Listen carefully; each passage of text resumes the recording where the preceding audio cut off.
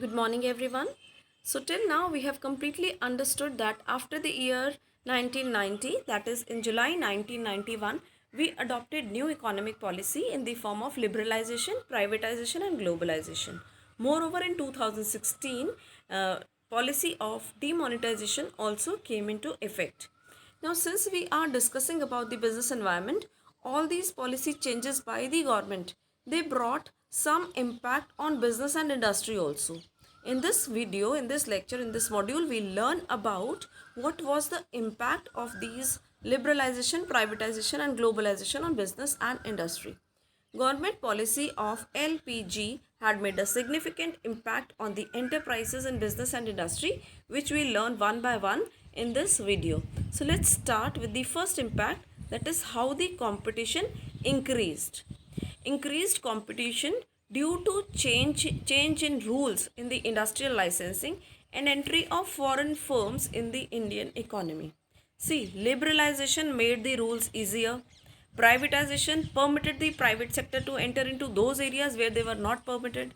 And globalization permitted the foreign companies also to enter into the Indian market. This led to increase in competition. And with the increased competition, who gained the most? Customers gained the most, because now they were available with not only the domestic brands, they were available with the foreign brands also. And moreover, there was increased in the because of the increased competition, the customers got the benefit of good quality products at reasonable rates. So second impact is more demanding customers. Customers have become more demanding owing to the availability of information, availability of wider choices of products and services. Another impact was rapidly changing technological environment. Technological environment has changed rapidly because of increased competition and requirement for survival and growth. See, for example, previously there were only 2 production units beforehand, but with the policy of LPG, now 10 more came into existence because of foreign companies enter into Indian market, because of domestic private sector entering into the competitive world. Because of all these increasing competition, the companies had to provide something better than the other existing companies. So this led to rapidly changing technological environment, and now the producers were supplying more and more better and better quality products to their customers. So this led to rapidly changing technological environment too. Then necessity for change, it became necessary, it was necessary for every firm to bring a change. And this necessity for change was owing to the dynamic business environment, that is ever changing business environment was not static, it was not stable. And competition from the global businesses, that also came into existence. So now to change, to upgrade, to bring something better, that became necessary for all the business organizations. Then is need for developing human resource. Now when the technological environment would increase, when there would be dynamic environment, when customers will become more demanding, when we as producers in the competitive world had to provide something new to the customers, what would happen?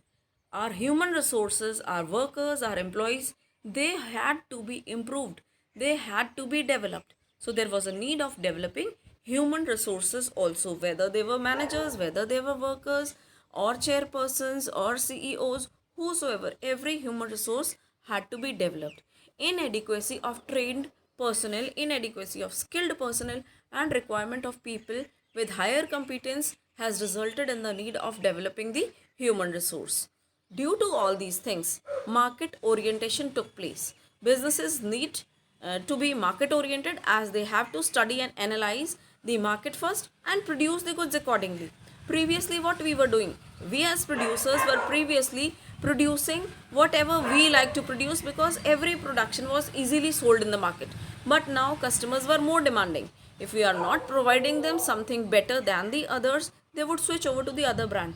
So market orientation had to take place, due to, and because of this market orientation, only those products were supplied which were found to be more beneficial, which were found to be more demanding by the customers. So first the research work would be done, the market would be analyzed, and then it would be decided what type of products should be produced, should be supplied in the market, and not only whatever we as producers wanted. So market orientation, there was change in the market also.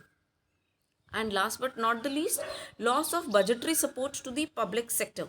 Public sector undertakings need to become more efficient, more self-reliant by generating their own funds, since the government allocation to them had declined because of increasing privatization, because of expansion of the private sector, because now the competition was between the domestic private sector as well as international brands coming into the market. So the public sector undertakings, they were declining, and therefore they were losing the budgetary support through the government. So this was the impact of new economic policy. This was the impact of all the policy changes on business and industry. Now how did managers they responded, that we learn in the next video. Thank you.